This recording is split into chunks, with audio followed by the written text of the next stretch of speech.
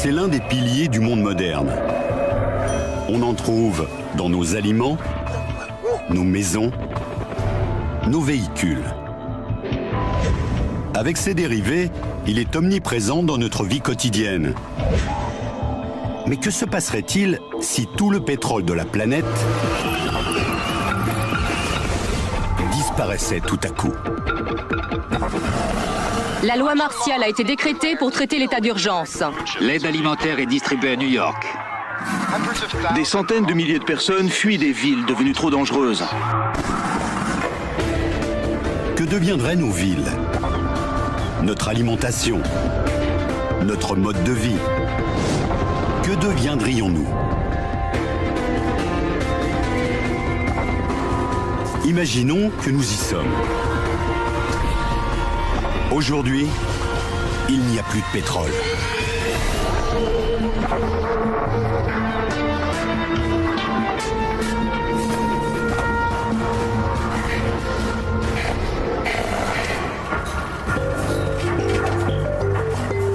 Le pétrole. Depuis 150 ans, il est extrait du sous-sol. Il fournit des carburants économiques et polyvalents qui ont rendu possible le développement de nos sociétés modernes. En Californie, les champs pétrolifères de Kern River contiennent plus d'un demi-milliard de barils. À eux seuls, ils peuvent couvrir les besoins des États-Unis pendant 4 semaines. Mais toutes les réserves enfouies vont soudain disparaître.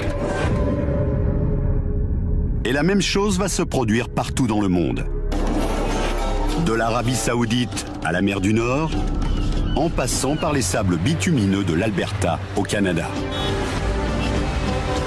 Le pétrole qui fait rouler nos voitures, voler nos avions et fournit l'énergie à nos usines, tout le pétrole enfoui sous terre est sur le point de disparaître.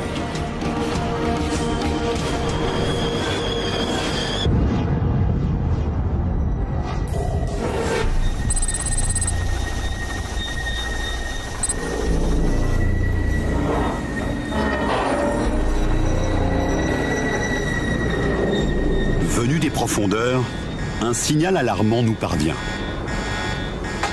Il se passe quelque chose, il faut que j'y aille. Nous avons déjà extrait plus de 1000 milliards de barils du sous-sol de la planète. Et l'on estime les réserves mondiales actuelles à environ la même quantité. Qu'est-ce qui se passe? J'en ai aucune idée. Hier encore, cette raffinerie transformait 300 000 barils de brut par jour. Mais aujourd'hui, il ne reste plus de matières premières.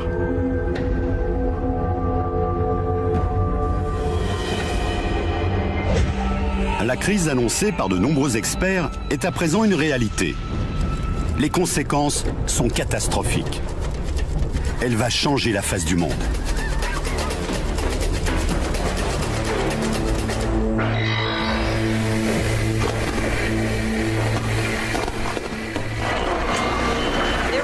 Les réserves mondiales étaient estimées à 1000 milliards de barils. Mais les scientifiques nous confirment à présent qu'il n'en reste plus rien. Dans le monde entier, de l'Arabie Saoudite à l'Alaska, le pétrole a disparu du sous-sol. Les compagnies pétrolières affirment qu'il reste quelques 20 millions de barils stockés près des raffineries, mais L'approvisionnement en gaz, gazole, lubrifiant, goudron et tous les autres produits dérivés du pétrole s'interrompra bientôt si nous ne trouvons pas une solution rapidement.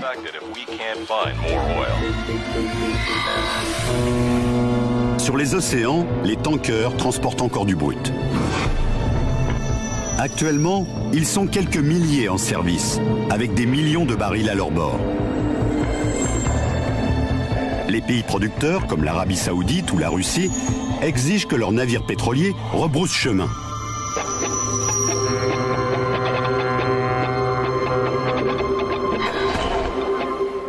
C'est un coup très rude pour les États-Unis, car ce pays est le plus grand importateur de pétrole au monde. Chaque jour, les États-Unis produisent plus de 8 millions de barils. Mais on y consomme le double de cette quantité. Il manque donc 8 millions de barils par jour.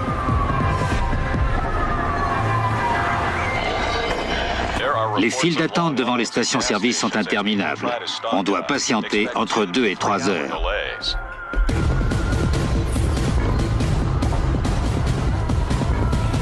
c'est peut-être la toute dernière chance de faire le plein.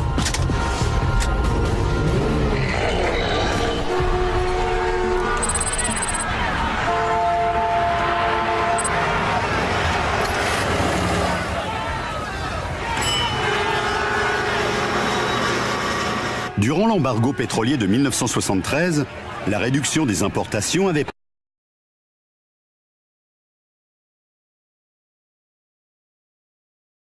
quelques 100 000 stations-service doivent à présent fermer.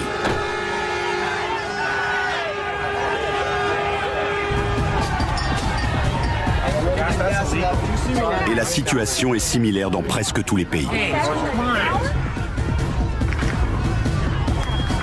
Le prix des carburants disponibles atteint des sommets. Certains pays disposent encore de quelques réserves.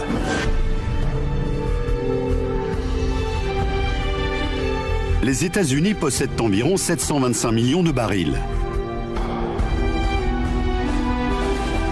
Pour protéger ces stocks précieux, le gouvernement prend des mesures radicales. Les avions, les trains, les bateaux, tous ont besoin de carburant issu du pétrole. Seuls les moyens de transport les plus vitaux sont encore en service. Les trains ne circulent plus. Les avions sont cloués au sol.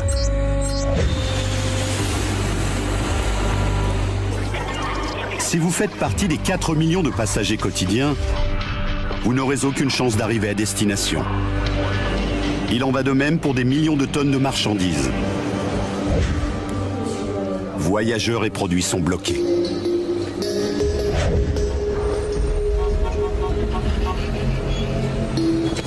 Les conséquences sur l'économie sont catastrophiques. Un vent de panique semblable à celui qui a suivi les attentats du 11 septembre force le gouvernement à suspendre l'activité des marchés. Des réserves de pétrole valant des milliards d'euros se retrouvent bloquées.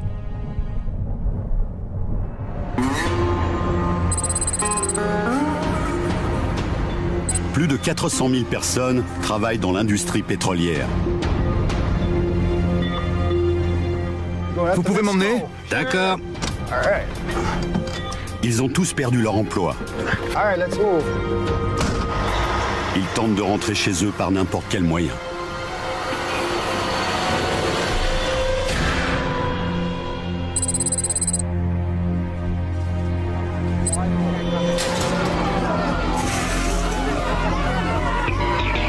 Les incertitudes qui pèsent sur l'avenir sont telles qu'elles entraînent la fermeture de milliers d'entreprises. Des millions de personnes se retrouvent au chômage.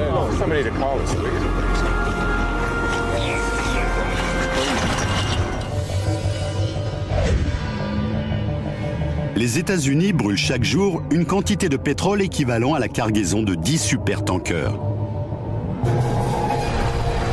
Pour produire de l'acier, cette usine métallurgique nécessite 1 millier de barils par jour. Mais à présent, il n'y a plus de quoi chauffer les hauts fourneaux et plus de matières premières pour produire l'acier. Sans acier, la construction et l'industrie automobile sont paralysées. Et il n'y a pas que l'acier. Le pétrole fournit le carburant le plus efficace et le plus polyvalent qui soit. Des végétaux compressés et chauffés il y a des centaines de millions d'années ont produit cette matière fossile que l'on retrouve un peu partout. Dentifrice, rouge à lèvres, polyester et plastique. À présent, il faudra s'en passer.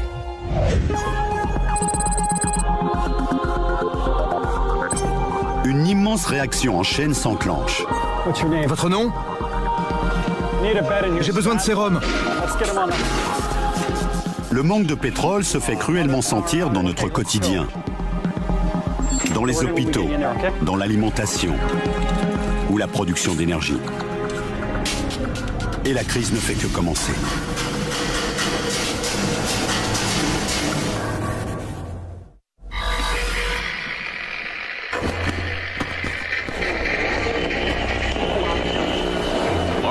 La loi martiale a été décrétée. L'armée patrouille dans les centres-villes de Washington et de Los Angeles. Réunis à Strasbourg, les dirigeants européens décident d'envoyer 100 millions de barils au Royaume-Uni. Les bourses du monde entier, de Tokyo à New York, restent fermées. Le chômage touche 30% de la population active. Il n'y a plus de pétrole depuis seulement 5 jours. Et sur toute la planète, nos besoins les plus essentiels en sont affectés.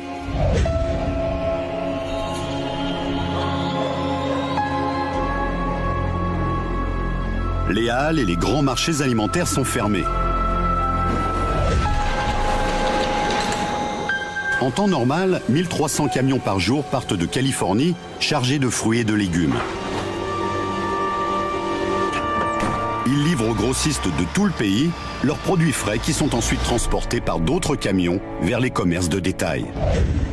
Mais dorénavant, par manque de carburant, les magasins alimentaires ne peuvent plus être livrés. Les habitants des mégapoles comme New York sont les plus touchés par le manque d'aliments. Les besoins alimentaires annuels d'une personne nécessitent la culture d'une surface égale à celle d'un terrain de football. Avant la crise, l'achat de nourriture était un acte anodin pour des millions de personnes. À présent, des gardes armés protègent les magasins où il reste encore de la nourriture. En temps normal, 30% des aliments frais ne sont pas vendus à cause de petites imperfections. Mais maintenant, tout est acheté.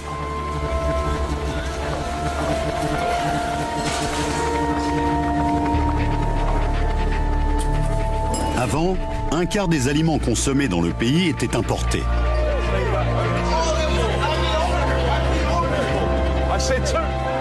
Mais depuis 5 jours, rien n'arrive. Et la nourriture devient rare.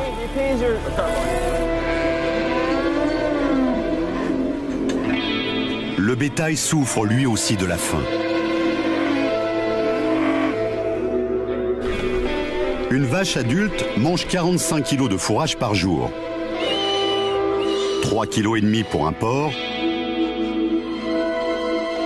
Mais à présent, les aliments n'arrivent plus. Les animaux sont affamés.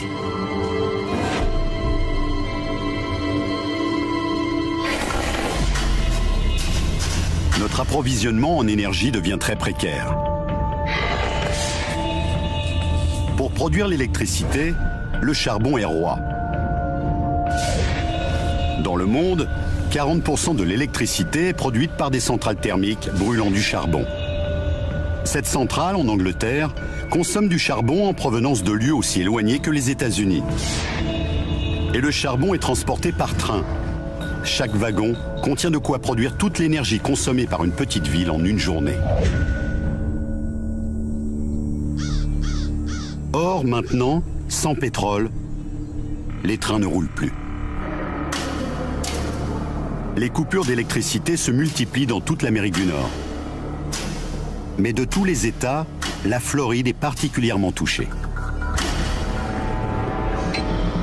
Plus qu'ailleurs, l'électricité y est produite par des centrales brûlant directement du pétrole.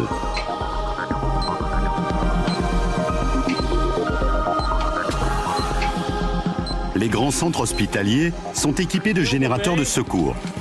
Or, ceux-ci fonctionnent au gazole. Cet hôpital de Miami épuise ses dernières réserves de carburant.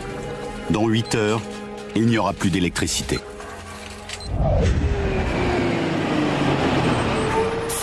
Les nuits obscures sont propices à la délinquance.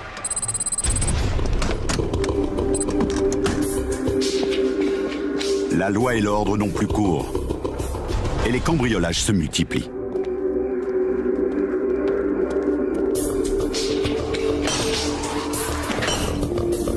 La population est désespérée et les pillards emportent tout ce qu'ils trouvent.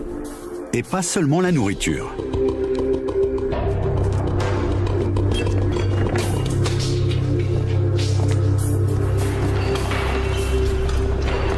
Chris, du diesel. Les moteurs diesel peuvent fonctionner avec de l'huile alimentaire. Et les moteurs diesel sont 30% plus économiques que les moteurs à essence. Avec 7 litres d'huile, une voiture moyenne peut parcourir 100 km. Tant qu'il restera assez d'huile alimentaire, ce camion et tout autre véhicule diesel pourront rouler. C'est bon, tiens-moi ça.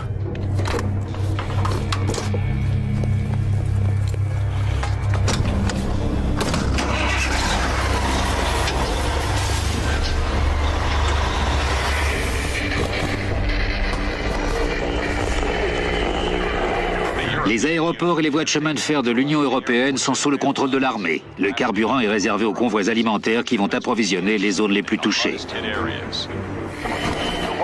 La Maison-Blanche affirme que les stocks de pétrole sont descendus à 500 millions de barils.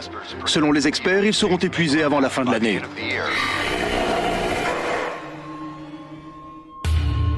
Le pétrole a disparu du sous-sol depuis 30 jours. Les gouvernements de tous les pays prennent des mesures radicales. Les services les plus vitaux sont protégés. Les dernières réserves de pétrole sont transformées en carburant pour les trains. Le charbon peut de nouveau parvenir aux centrales thermiques. Dans certains pays, la distribution d'électricité reprend au compte-gouttes. Mais en Amérique du Nord, l'électricité est dispensée à travers des réseaux isolés. Elle ne peut passer d'un réseau à l'autre. En Floride, où l'électricité est produite directement à partir du pétrole, la plupart des villes sont encore plongées dans l'obscurité. Grâce aux dernières réserves de carburant, les trains de passagers peuvent de nouveau rouler. Mais à présent, ils transportent l'aide alimentaire vers les grandes villes où sévit la famine. Or, le transport de la nourriture entame sérieusement les derniers stocks de pétrole. Aux États-Unis, les réserves seront épuisées dans moins de 11 mois. Sur les routes, les voitures emblématiques du mode de vie américain sont devenues rares. 235 millions de voitures roulent à l'essence aux États-Unis. Imaginez que vous poussiez une voiture sur 9 km. La même énergie est fournie par 1 litre d'essence. Actuellement, les voitures sont indispensables aux États-Unis. Toutes les infrastructures ont été prévues pour les automobiles. La moitié de la population habite dans de vastes banlieues résidentielles. La plupart des biens consommés sont livrés à domicile. Avec la fin du pétrole, c'est tout un mode de vie qui devient impossible.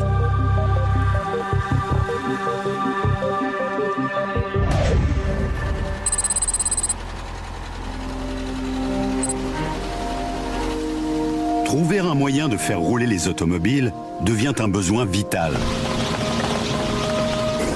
Dans les plaines du Midwest, 400 000 exploitants agricoles changent rapidement leur production. Au lieu de fruits ou de légumes, ces champs sont à présent couverts de soja. L'huile extraite de cette plante servira de carburant au moteur diesel.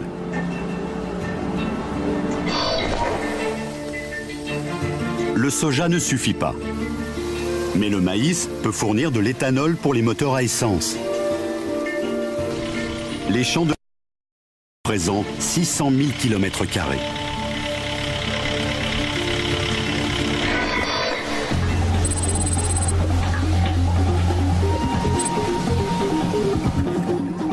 L'éthanol est une solution qui a fait ses preuves.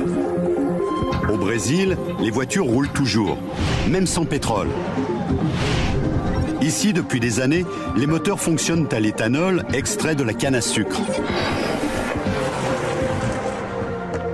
Dans ce domaine, l'Amérique du Nord a pris du retard. Mais il subsiste un espoir que la fin du pétrole n'implique pas la fin des voitures.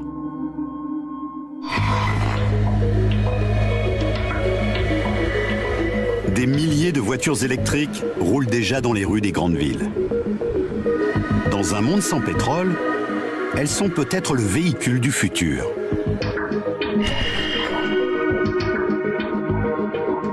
Or, pour atteindre ce futur, le monde doit d'abord traverser un hiver qui s'annonce sombre et dangereux.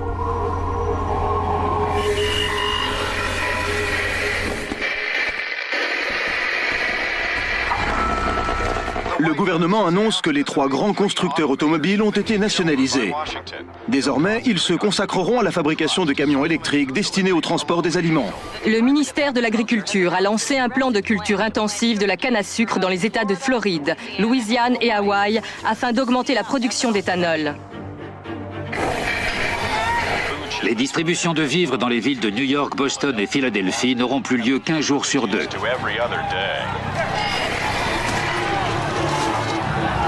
Il n'y a plus de pétrole depuis 5 mois.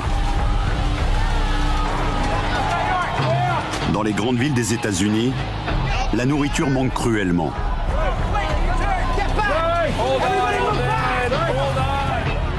D'immenses files d'attente se forment devant les gares.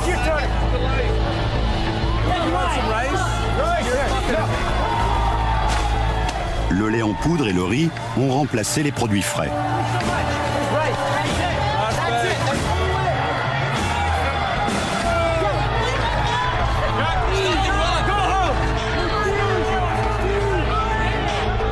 Mais la famine continue à s'aggraver. Les convois alimentaires, le transport du charbon, les camions des pompiers et d'autres services vitaux sont les seuls qui bénéficient des dernières réserves de pétrole. Mais les routes restent pratiquement désertes. Pour faire durer le plus possible les dernières réserves, on économise au maximum les carburants.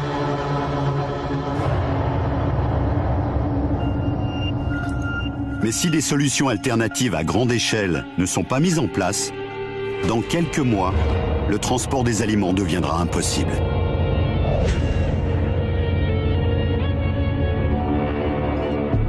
Les villes reçoivent encore de la nourriture, mais leurs déchets ne sont plus collectés.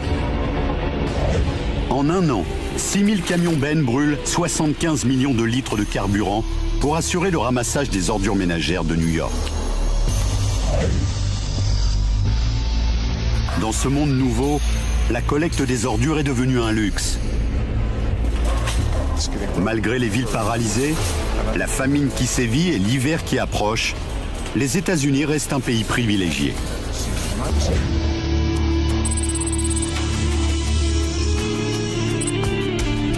À 10 000 km de là, c'est un désastre économique.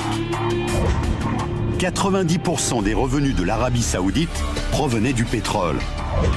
À présent, l'économie du pays s'est effondrée.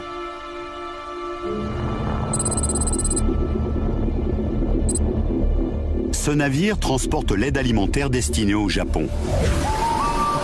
60% de la nourriture consommée dans ce pays était importée. La population de l'une des nations les plus prospères du monde est à présent affamée.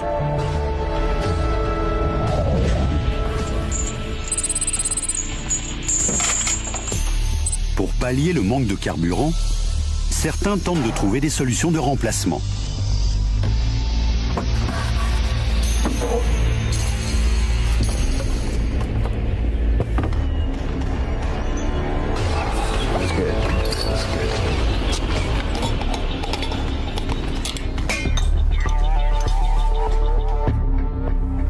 Dans les garages et les caves, des particuliers cherchent le moyen de faire rouler leur voiture. On passe au suivant. Voilà. On s'improvise chimiste et l'on mélange du méthanol, de la soude et d'autres produits récupérés. On distille du biocarburant maison.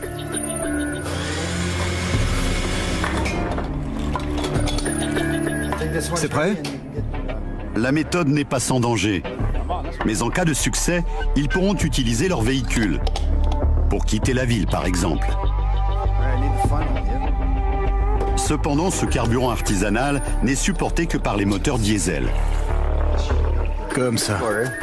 Très bien. À l'évidence, ces tentatives individuelles ne peuvent constituer une solution viable.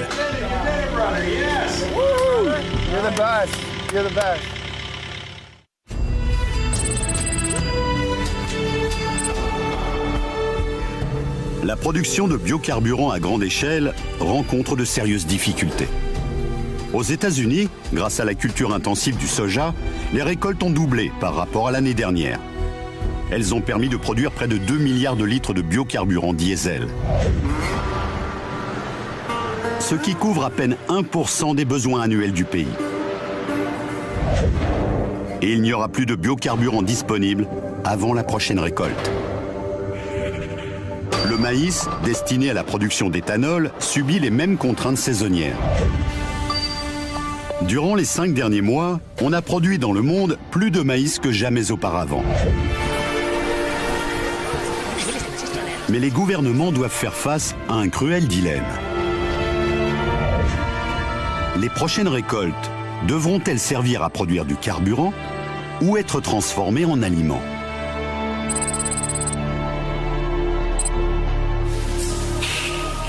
Le manque de nourriture n'est pas le seul problème. Les hôpitaux manquent de produits fabriqués à partir du pétrole. Chaque année, on y utilise quelques 15 milliards de gants en latex. Médicaments, instruments, accessoires en plastique, le pétrole entre dans la composition de nombreux produits médicaux. Sans eux, des maladies nosocomiales se propagent plus vite.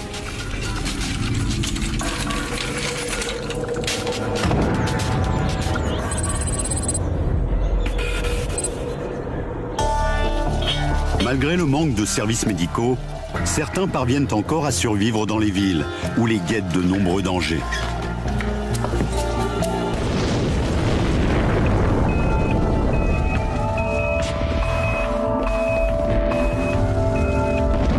Tous les ans, à New York, des transformateurs électriques prennent feu. Or, ce qui n'était qu'un incident naguère peut à présent devenir un désastre.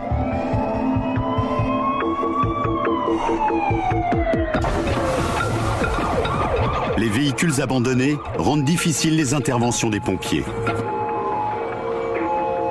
Et l'hiver qui s'annonce risque d'aggraver encore la situation. Tu as tout pris? Un peu partout dans l'hémisphère nord, les populations des villes se trouvent devant un dilemme. Rester dans des métropoles dangereuses, où la nourriture manque, ou partir.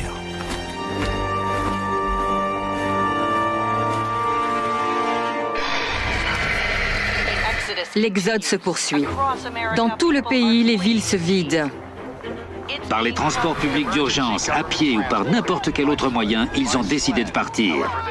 Avec des températures qui baissent encore, des centaines de milliers de gens quittent New York, Chicago, Détroit pour des destinations variées. En Europe, ils tentent de gagner l'Espagne, la Grèce ou le sud de la France, qui se retrouvent envahis par une foule de réfugiés fuyant le froid.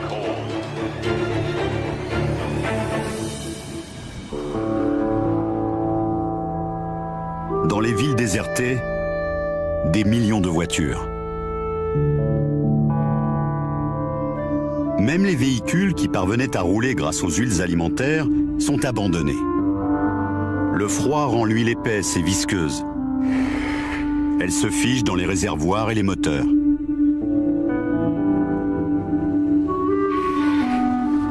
Vidés de leurs habitants, sans carburant, sans nourriture, les villes du Nord deviennent des îles de béton et de verre, coupées du reste du monde par la neige.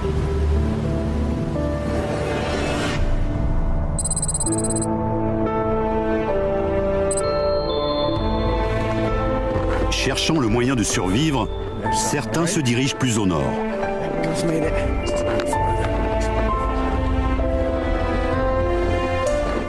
Ils emportent avec eux tout ce qu'ils peuvent. Il n'y en a pas beaucoup.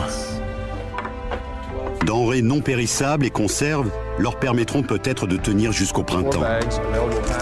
Mais ils devront se montrer très économes. Le gibier est un complément apprécié.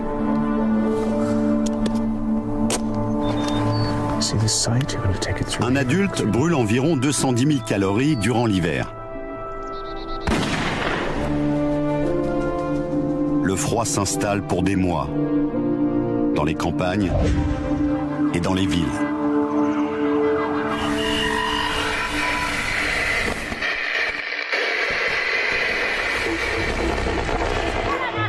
Cette famine est plus terrible que celle des années 1980 qui avait causé 1 million de morts. Les experts prédisent même qu'elle provoquera jusqu'à 20 millions de morts. Le gouvernement affirme que les dernières réserves de pétrole sont tombées à moins de 250 millions de barils. 2 des 4 lieux de stockage sont désormais fermés. Le pétrole a disparu depuis 1 an. Les marchandises ne traversent plus les océans. Les ports de la côte ouest des États-Unis voyaient passer autrefois quelques 55 000 conteneurs par jour, soit près de 2 millions de tonnes. À présent, ils sont déserts.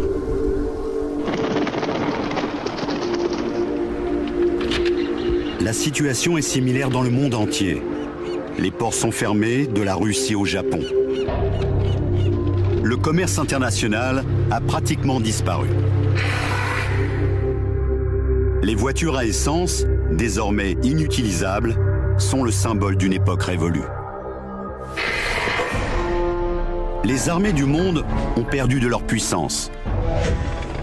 Aux États-Unis, l'armée était naguère l'entité qui consommait le plus de carburant, avec une facture de 150 milliards d'euros par an. Aujourd'hui, de nombreux tanks et avions sont mis au rebut. Leur utilisation coûterait tout simplement trop cher.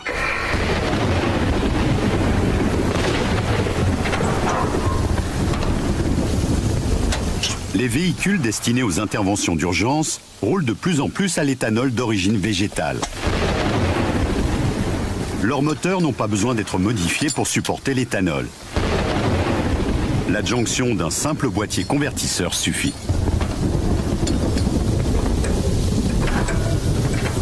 Allons-y!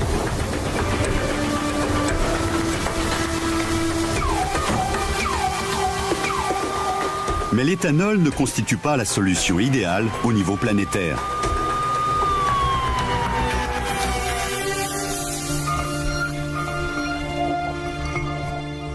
Les gouvernements soutiennent de moins en moins la production d'éthanol.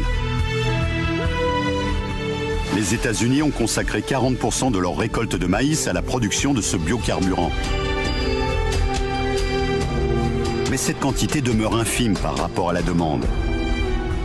Et un pays affamé a besoin de tout le maïs récolté.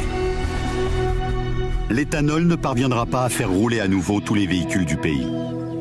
Or, l'absence de voitures est une bénédiction pour certains. Chaque année, des centaines de millions d'animaux mourraient sur les routes des pays occidentaux. Cervidés, hérissons, grenouilles. De nombreuses espèces ont vu leur population augmenter cette année. En revanche, le bétail n'a pas eu autant de chance. Le manque de carburant a interdit l'approvisionnement en fourrage et les animaux ont été livrés à leur sort. Des millions de vaches, de volailles et de cochons sont morts.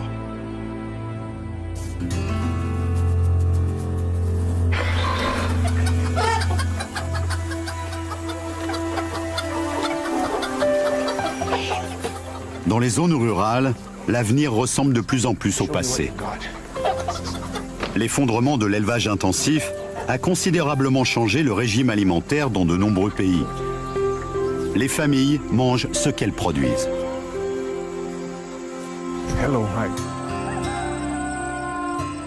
Un peu partout, la production d'aliments devient essentiellement locale. Les fermes urbaines se multiplient. Dans les banlieues, chacun possède un potager.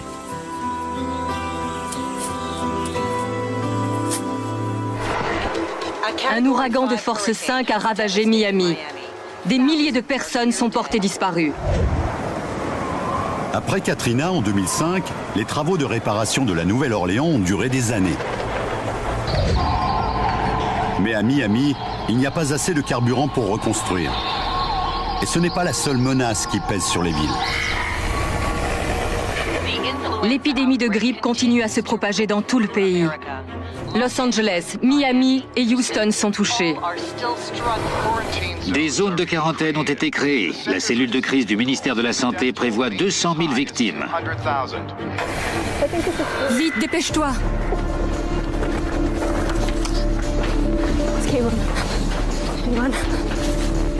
Les hôpitaux sont plus difficiles d'accès, alors qu'ils sont plus nécessaires que jamais.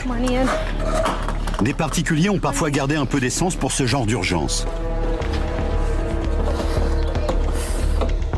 Hélas, leur prudence s'avère être un mauvais calcul.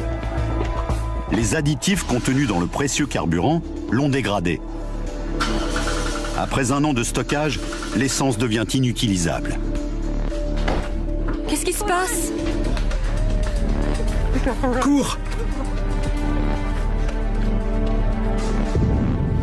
Au niveau mondial, les échanges internationaux se raréfient.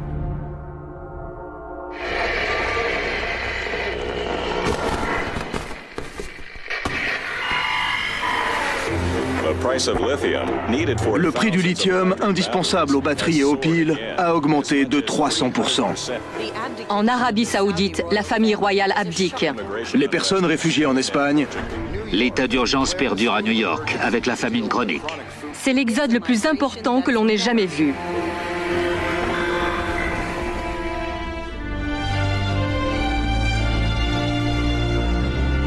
Il n'y a plus de pétrole dans le monde depuis 10 ans. Même dans l'espace, tout a changé.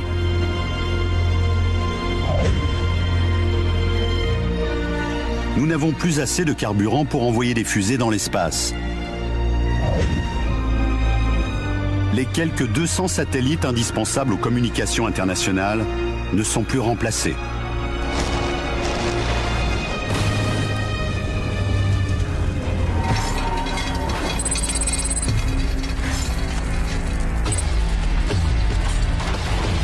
Mais dans ce monde sans pétrole, les rebuts électroniques ont pris beaucoup de valeur. Regarde, papa. Il y en a d'autres. Les appareils contiennent des matériaux de valeur. Une tonne de téléphone portable contient plus de 275 grammes d'or, près de 135 kg de cuivre et plus de 2,5 kg d'argent. Et ces métaux sont d'autant plus précieux qu'il est devenu quasi impossible de les importer. Il y en a plus là-dessus.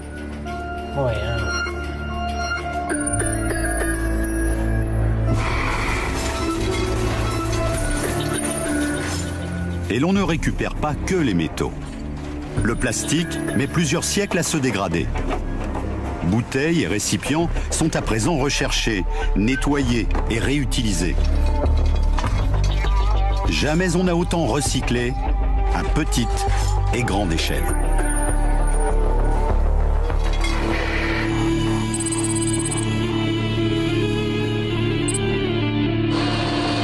Sur un bateau, on peut recycler environ 90% des matériaux.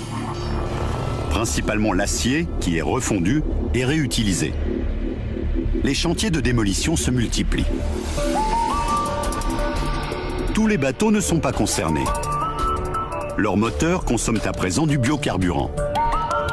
Ce navire transporte des milliers de tonnes de lithium vers l'Amérique du Nord.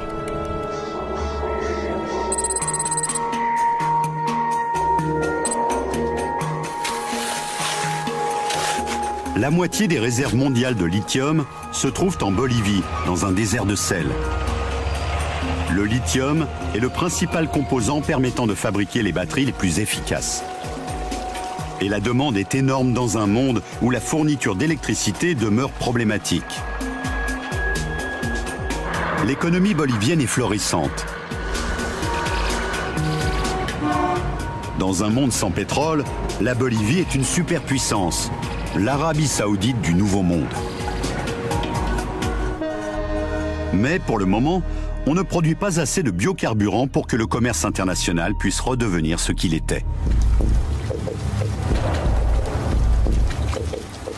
Toutefois, les recherches dans ce domaine se poursuivent. Les algues peuvent apporter une solution viable. À surface égale, elles produisent 7000 fois plus de biocarburant que les autres végétaux. Et leur culture demande très peu de fertilisants.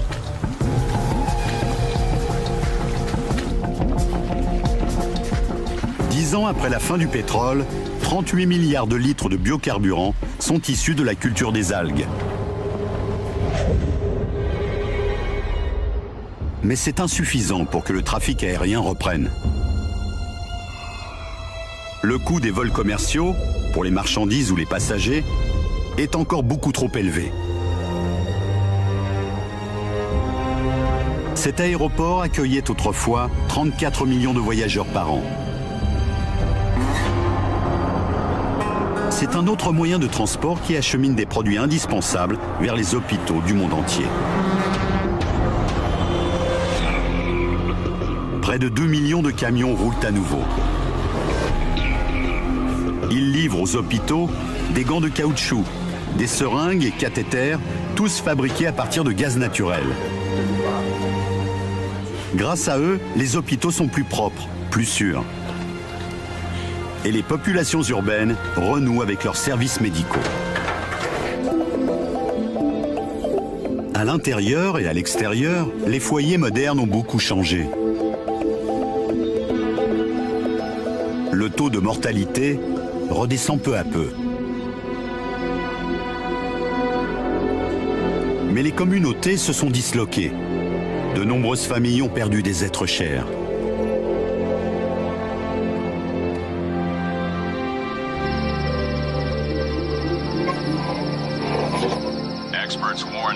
Les réserves de gaz naturel baissent rapidement et les experts affirment qu'il en va de même pour le charbon. C'est mieux. Il n'y a plus de pétrole depuis 10 ans. Et le monde lutte toujours pour trouver un nouvel équilibre. Le manque de pétrole continue à modifier nos sociétés.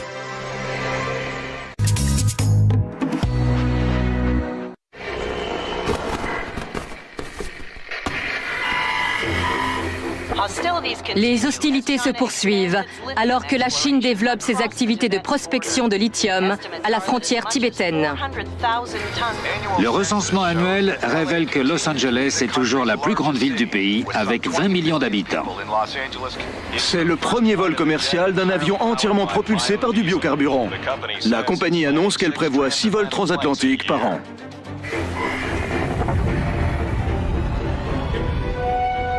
Le pétrole a disparu depuis 40 ans. La pollution atmosphérique a considérablement diminué.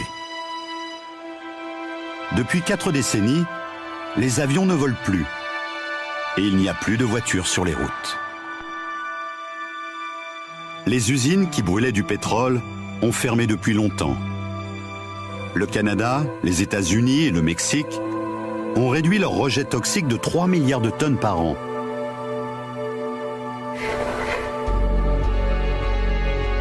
Aux États-Unis, quelques grandes villes du Nord se sont repeuplées. Les rues et les immeubles endommagés ont été transformés. Les appartements abandonnés sont devenus des serres. On cultive des légumes sur le terrain d'une ancienne zone industrielle.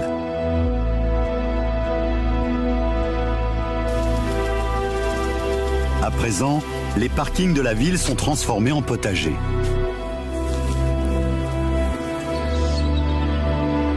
À New York, les 341 hectares de Central Park sont cultivés pour fournir des aliments à ceux qui ont repeuplé la métropole. La ville se nourrit de ce qu'elle produit.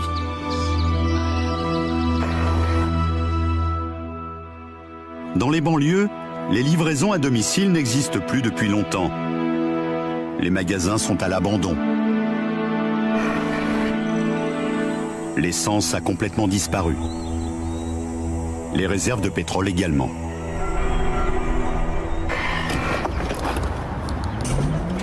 Quelques voitures roulent encore, mais elles sont très différentes. Naguère, leur poids moyen était de 1800 kg. Les nouveaux véhicules sont considérablement plus légers et ils roulent à l'électricité. Le châssis et le moteur sont faits de matériaux plus légers, tels que la fibre de carbone.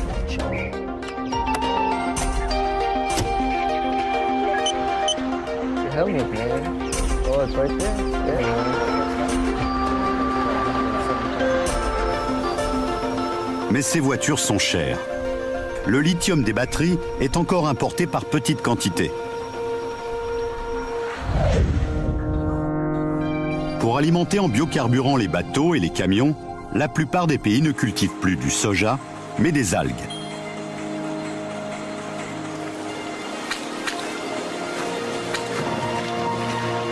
En Amérique du Nord, on a mis en place d'énormes bioréacteurs. Sur 39 000 km², on cultive les algues qui produisent assez de biocarburant pour couvrir les besoins du pays.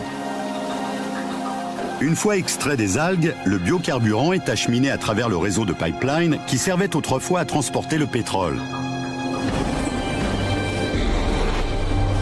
C'est l'électricité qui fournit l'essentiel de l'énergie au transport de passagers. Les réseaux ferrés électriques se sont considérablement développés.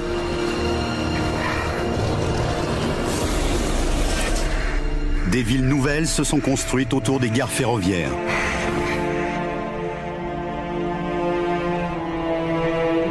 Certaines métropoles sont devenues des villes fantômes.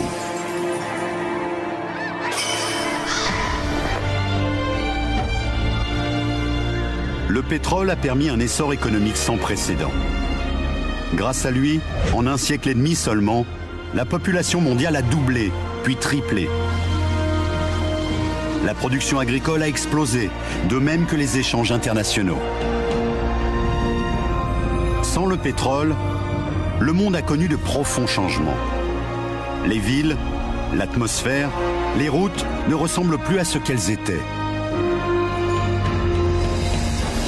Un seul élément vous manque et tout s'effondre.